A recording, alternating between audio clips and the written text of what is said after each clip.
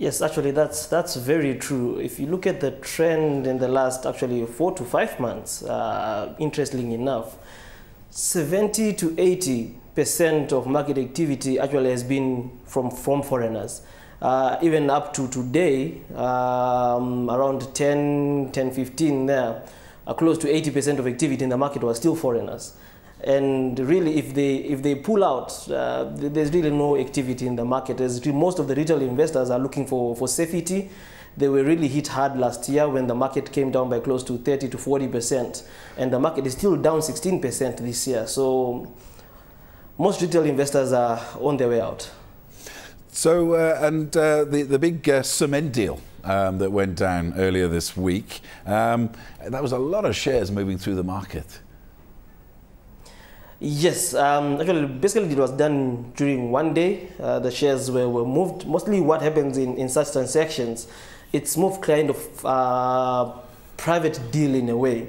So it really doesn't affect the price that much. Because if you only notice from Monday up to today, at the river stock price has only gone up by like 2% there. Same as Bamburi, just moved a bit. So it really doesn't affect the price, but at least does affect the structure of the cement market in Kenya. And with Bamburi Cement shifting its feet, as it were, there has been some talk on the wires that there may be intense competition as far as saying a cement war in Kenya. Not really. I think things will just remain the same way they have been. It will be at the river mining, Bamburi, then you have your East Africa Portland and the rest of the players in the market.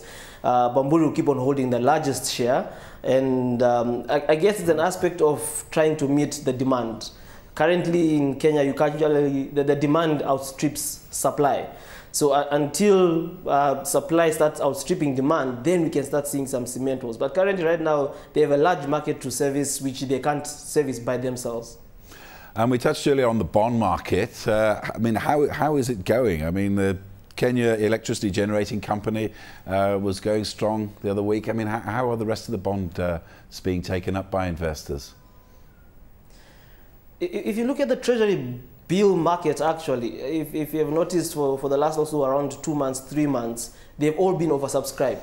Okay, the 91 day had a short spell where it was really undersubscribed, but it started picking up also. So there's a demand for short-term instruments which are very safe. So even as we go forward, we still expect the T-bill market to be oversubscribed. The bond market has also been playing the same, actually.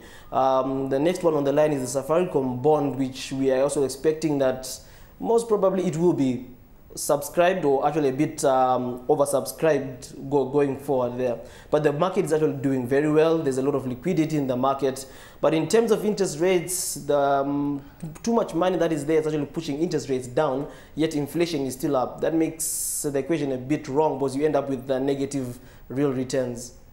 Okay, and turning to the shilling now, and there's the feeling that it'll stay, it could go as high as 70 because it's the tax season and people are selling their greenbacks to buy shillings to pay their tax. I mean, how much of that does hold water?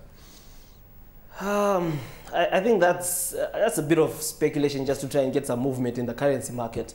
If you notice, most banks made their money last year when they actually cashed in on forex gains during the period last year when the shilling was volatile. The shilling has been rather steady for some time, so I think this noise is just to try and create some volatility in the market. But honestly, I don't think any reasonable, rationally thinking manager would liquidate his foreign exchange position, which most probably he got when the shilling was a bit weaker. So he will tend to get a foreign exchange loss just to pay taxes. I don't think so. What's your prediction for the shilling this week? How high do you think it might go?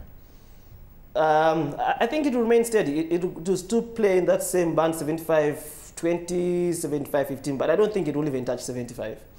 And last but not least, I see that Safaricom, according to the wires this morning, has secured its place as Kenya's biggest taxpayer for the second year running. I mean, is there much interest taken in this kind of thing in Nairobi?